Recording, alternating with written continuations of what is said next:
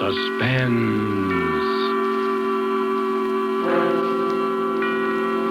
This is the Man in Black, here again to introduce Columbia's program, Suspense. From Hollywood tonight, we bring you the noted British actor, Mr. Edmund Gwenn, the star of an unusual murder study by his distinguished compatriot, Miss Dorothy Sayers. The story called The Fountain Plays is tonight's tale of suspense. Currently appearing in the Metro-Goldwyn-Mayer Technicolor production, Lassie Come Home, following such successes as Foreign Correspondent and the stage plays The Wookiee and The Three Sisters, it is Mr. Gwenn's particular pleasure to embody on the stage and the screen the eternal middle-class Englishman, the common man of Britain, and proud of it. The character Mr. Gwenn portrays in our play tonight, Mr. Archibald Spiller, conservative John Bull that he may be, has lately had a bit of luck. Mr. Spiller lives on a little country estate with a cook and a manservant, and in the garden, yes, a fountain. Of all these little luxuries, it is the fountain which pleases him the most. An interesting sort of hobby for such a man. A fountain, perhaps more interesting than even Mr. Spiller himself realized at the beginning of that memorable evening. These events were really quite unusual, and with their publication, and with the performance of Mr. Edmund Gwenn as Archie Spiller, we again hope to keep you in suspense. The Fountain Plays.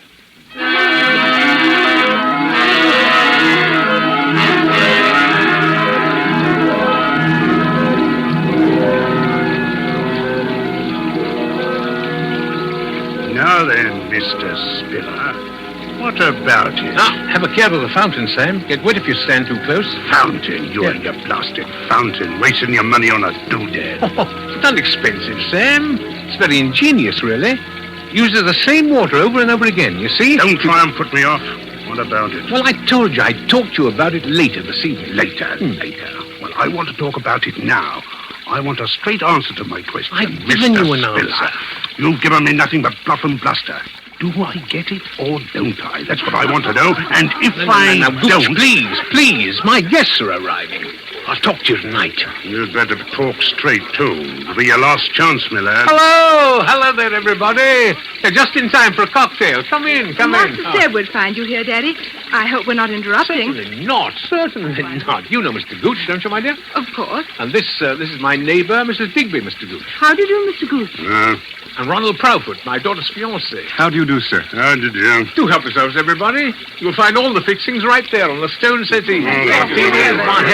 Betty, you play hostess, will you, dear? All right, Dad. I'll take mine neat. I was just showing Mr. Gooch the wonders of my little fountain. Oh, Daddy, you do make such a fuss over that fountain. Oh, well, even so, I always say that there's nothing quite like a bit of ornamental water to set a place off. Sort of like the Versailles Gardens, what? Oh, it's really lovely, Mr. Spiller. And so secluded with the rhododendrons and the lilac hedge all around. You like that, eh? Oh, I was thinking of cutting out some of these lilacs. Oh, I wouldn't. Well, to make a vista, so to speak. You can't even see it from the house with these bushes on all four sides. Well, now, perhaps that might add something. But if you like the lilacs, Mrs. Digby, the lilacs shall stay. Oh, Mr. Spiller. I'm no authority, I'm sure. Well, if you want an authority, I'd say it's a mess. Plaster, backstop and all. A mess, see? A mess?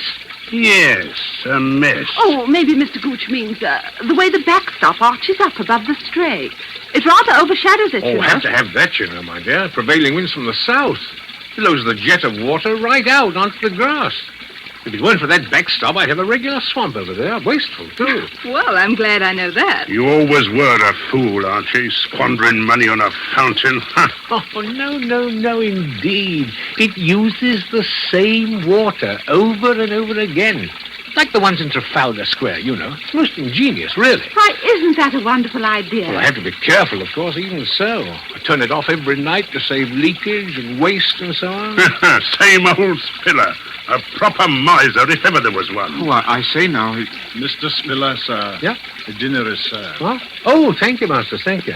Well, what do you say? Everybody ready for a bit of dinner, hey? We go in then, shall we? Come on, let's go in there. I got it. You can get some... Why, Mr. Spiller, your modest little fountain. When you're past the bushes, why, all at once you can scarcely hear it at all. Yes, quite impossible to hear it from the house. Can't hear it at all.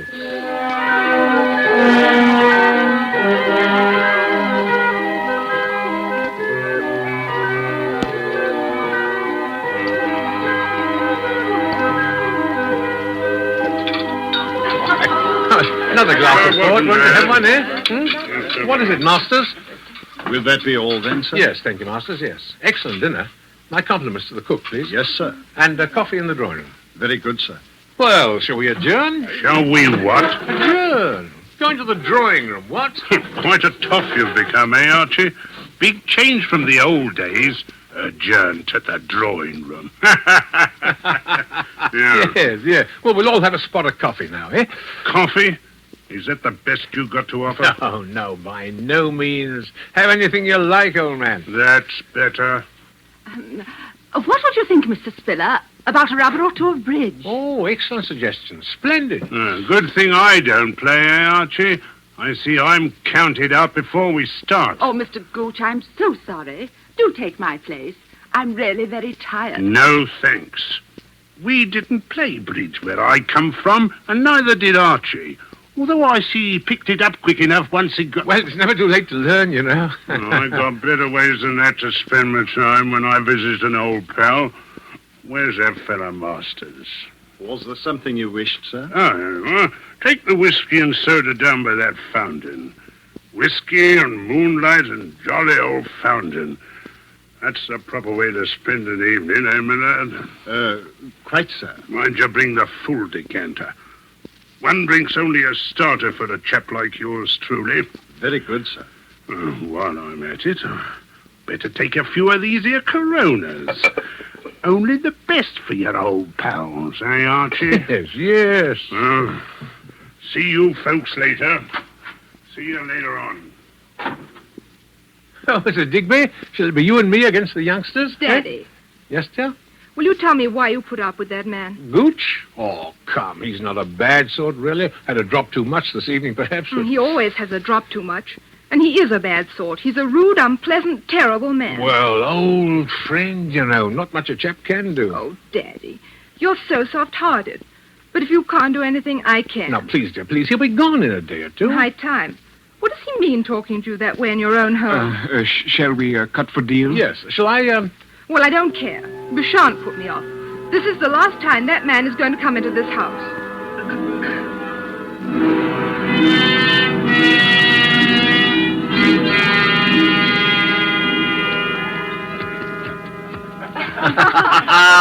There you are. Game and rubber. I guess the old folks aren't so slow after all, eh, partner? Now, don't get Daddy all puffed up.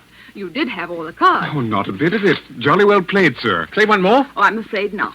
I don't want to put a damper on the party, but it's 10:30. My word, so it is. Last hour or so passed in no time. Oh, that's probably Mr. Gooch. Oh, wonder where he is. I could guess. He said he was going out by the fountain. Dead to the world, that's what he is. Why, Betty. Oh, from drink, silly. Oh, of course. Well, I'm not superstitious, you know, but... Oh, Gooch will take care of himself, I dare say. Well, Mrs. Digby, if you really must... I'm afraid I really Well, then must. perhaps I can see you home. Well, if it wouldn't be Oh, inconvenient. not a bit of it. It's a pleasure I've been looking forward to all the evening.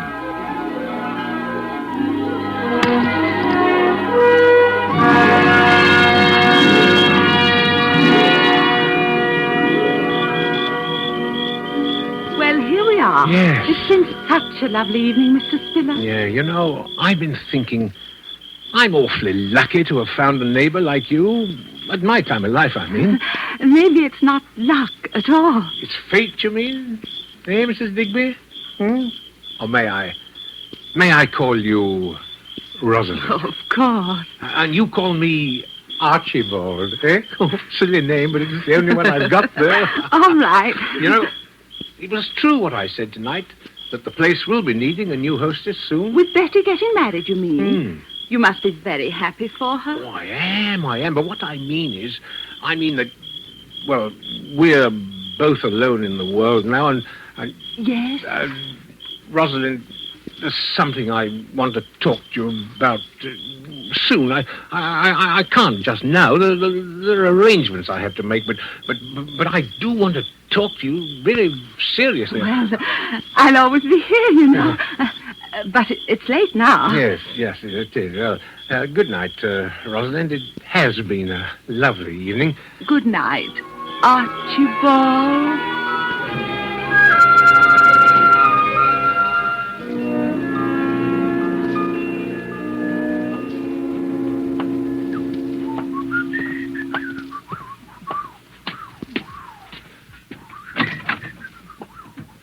Hello, Masters.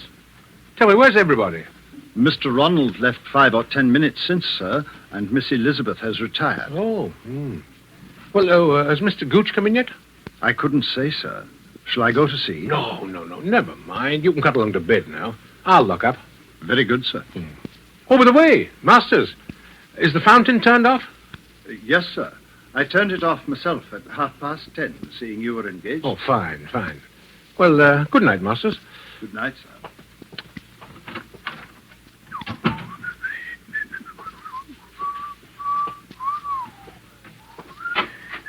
Oh, hello there. Just coming out to look for you, Gooch. Hello. You have a nice evening? A nice evening. Not as nice an evening as you had with the obliging little widow, eh? No, that's enough of that now, Sam. Oh, it is it? That's enough, is it? That's a good one. Do you think I am, talking to me like that? One of your ruddy servants? Well, I'm not. I'm the boss here. Get that into your head. I'm the boss, and you know it. All right. But buzz off to bed now like a good fellow. It's getting late, and I'm tired. Oh, no, you don't. Think I'm drunk, don't you? Well, I'm not drunk enough so I don't remember the little business I've got with you. Well, can't we talk about it in the morning? No. We'll talk about it right now. I'm short of cash. It's high time you kicked in with some more. Now, look here, Sam. I pay you your allowance as we agreed, and you stay here whenever you like, but that's all. Oh, it is it? Yes.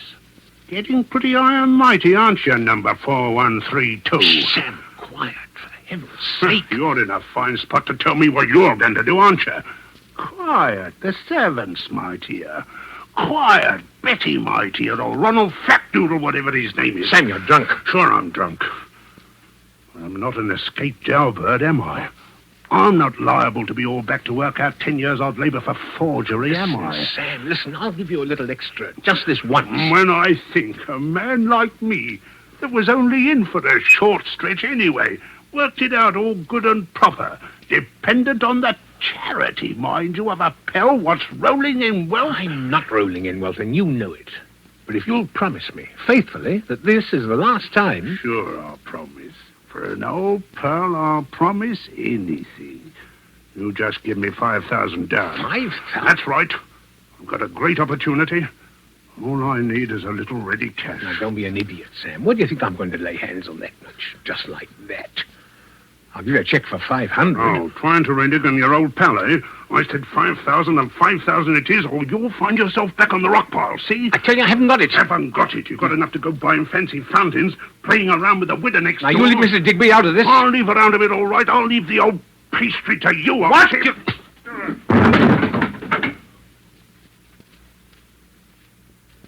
I told you that was enough of that, and I meant it.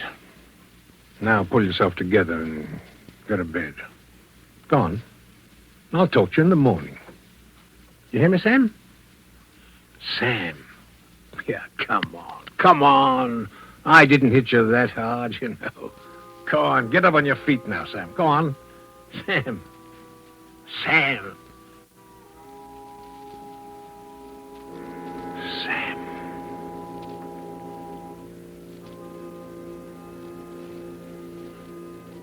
Hit his head on the corner of the table.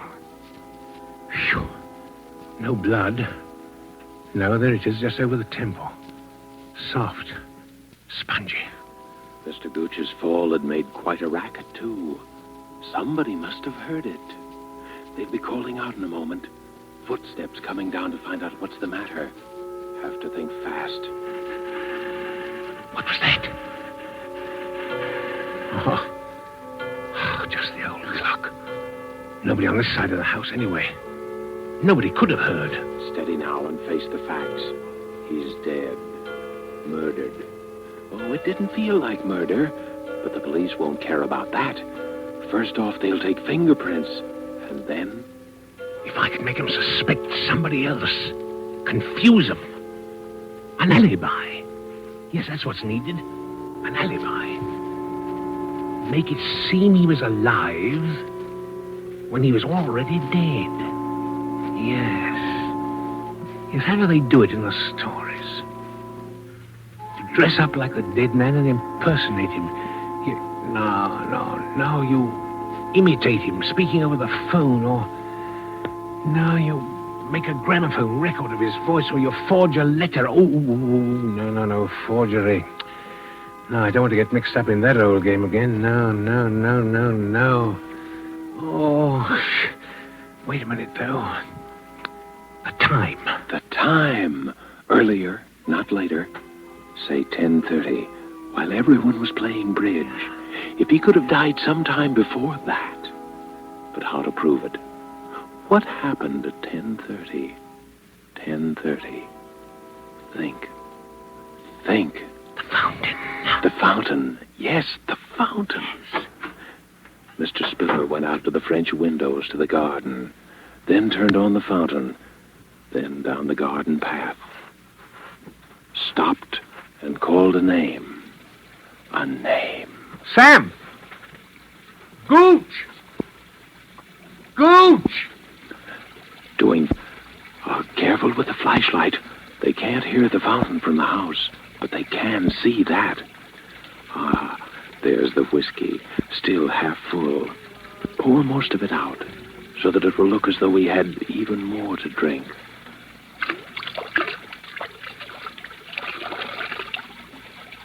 Now back to the house. That'll do. Now back into the house. Looked for him and didn't find him. It was dark. The moon had gone down. But from now on, quiet. Quiet as he is lying over there. The wheelchair in the hall closet. The wheelchair used to be Mrs. Spiller's. Remember how she... No, not time to think of that now. Just left him into it. Who'd have ever thought old Sam was so heavy? Now out the other door, but quietly this time. Down the back path. Carefully. Feel like running. Feel as though every window in the house were thronged with white, staring faces, watching. The manufacture of an alibi. Here we are. Now to lift him up again. There. Laying down on the edge of it. One hand in the water. The bruise on his head right up against the stone corner of the basin. There.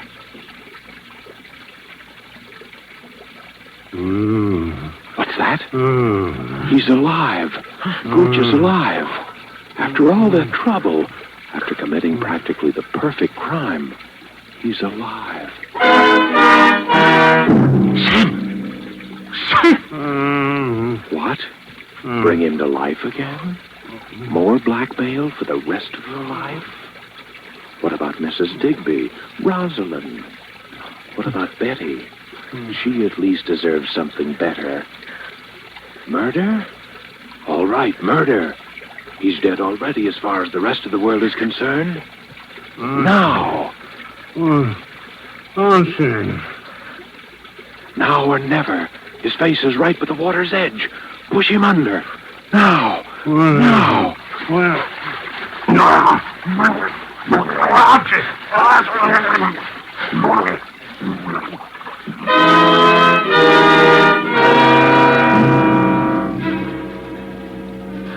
And so it's done. Remorse? Why remorse? Does the mouse feel remorse that the cat is killed? Does the prisoner feel remorse when he leaves his prison? No. No, it's done, and well done. Nothing left but the finishing touches now. Take back the wheelchair. Let the fountain run another hour, and then to bed. And when the police come in the morning, the perfect crime. Remorse? Nonsense. Congratulations would be more like it. Yes, congratulations, Mr. Spiller.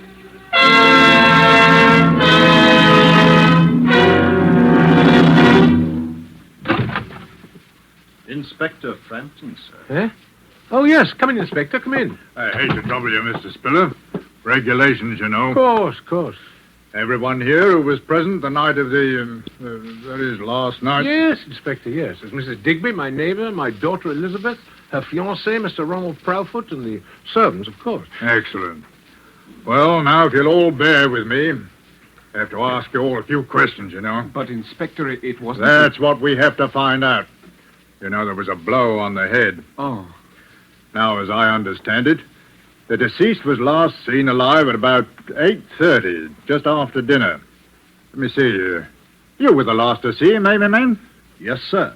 I believe so, sir. You took the whiskey and soda down to the fountain in the garden and left it there with Mr. Gooch.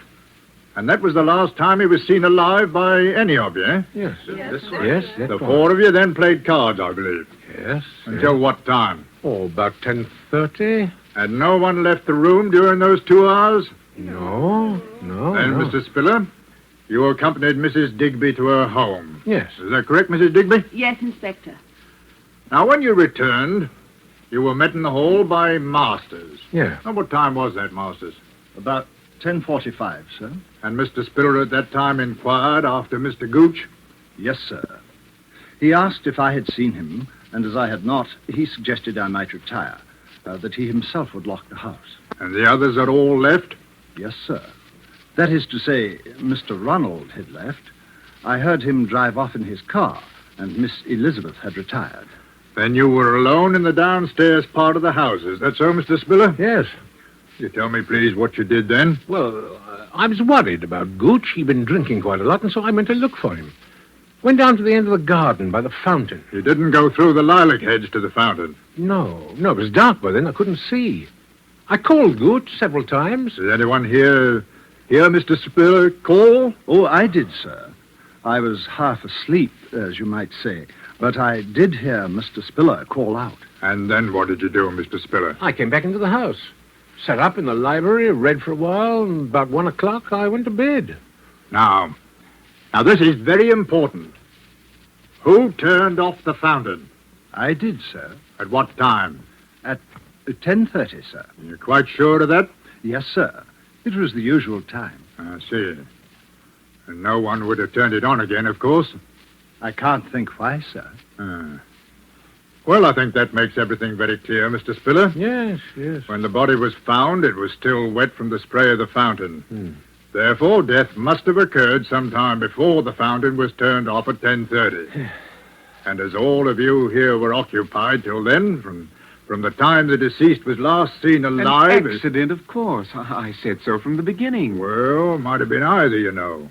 There had been a blow, and there was water in the lungs. Well, the man apparently fell due to his intoxicated condition, struck his head, falling into the water, from which he was unable to rescue himself. Well, seems the obvious conclusion, doesn't it? Poor fellow. Well, thanks, everyone. I don't think we shall have to trouble you again, Mr. Spiller. Well, I hope not. And thank you, Inspector.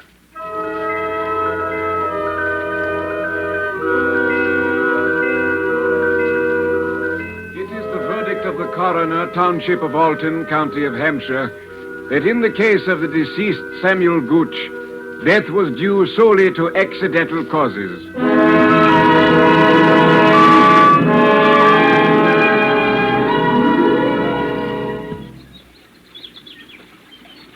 Oh, Daddy, I'm so glad. I was afraid for a while. Oh, there was nothing to be afraid of, dear.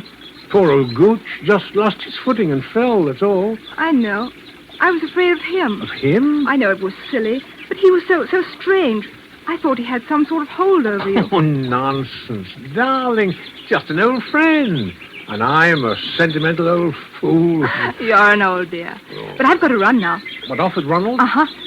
Daddy, are you going to be awfully lonely when I've gone? Oh, you know I'll miss you. Maybe Mrs. Digby. No, my girl. Oh, she's such a darling. She is rather nice, isn't she? Eh? In fact, I thought I might pop over to see her this afternoon, as long as you're going to be out. Daddy, I knew it. I won't keep you another second. Ask her over to dinner. Well, perhaps I shall. You be on time, though. I will. Bye. Bye.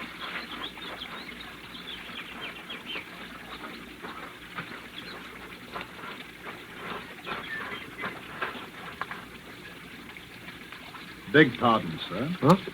Oh, Masters, yes? If it's convenient to you, sir, I should like to have my bedroom changed. I should like to sleep indoors in the main house. Oh? Why is that, Masters? I'm a very light sleeper, sir, and noises keep me awake. Noises?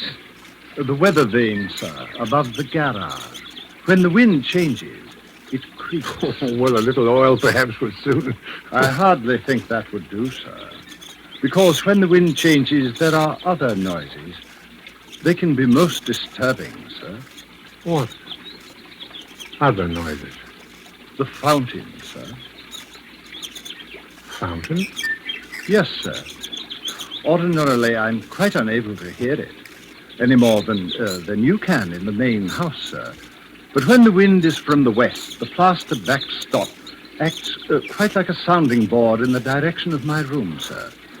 In fact, I can hear not only the fountain itself, but I can hear even the faintest noises in the grove around it quite clearly. I see. Quite, sir. For instance, on the night Mr.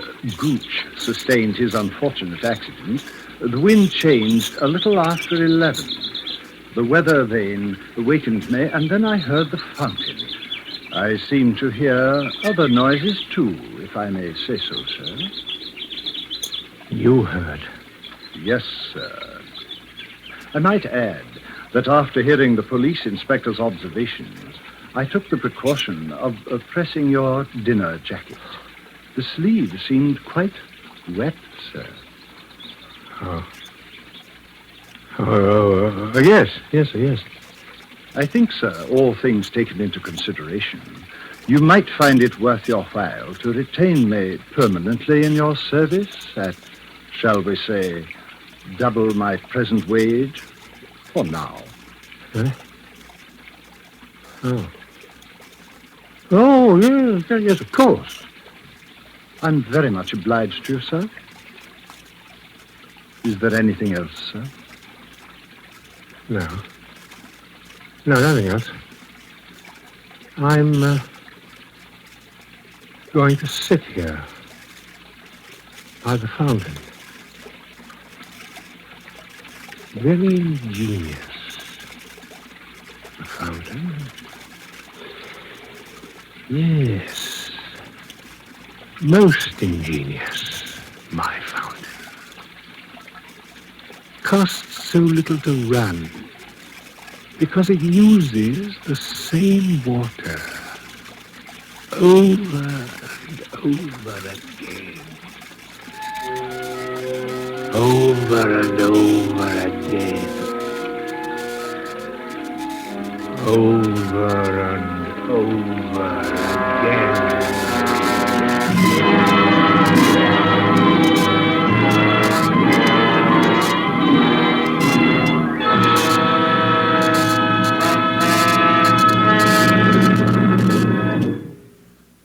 So closes The Fountain Plays, starring Edmund Gwenn and the Dorothy Sayers story, which was tonight's tale of Suspense.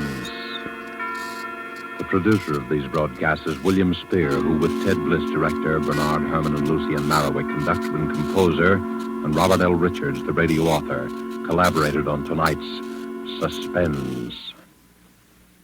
And now CBS is pleased to announce that starting next week at the same time, Mr. Robert Young will begin a brand new series entitled Passport for Adams. Passport for Adams will bring you each week the adventures of an American newspaper reporter among the people of the United Nations. Next week's broadcast will be written and directed by Norman Corwin, with music by Bernard Herrmann, and the stars, we've said, will be Robert Young. This is your narrator, the Man in Black, who invites you to be with us for Suspense 1 week from Saturday at 7:30 to 8 Eastern War Time, and from 8 to 8:30 Pacific War Time, when with Miss Agnes Moorehead, and with a repeat performance by popular request of the play called Sorry, Wrong Number. We again hope to keep you in suspense. This is CBS, the Columbia Broadcasting System.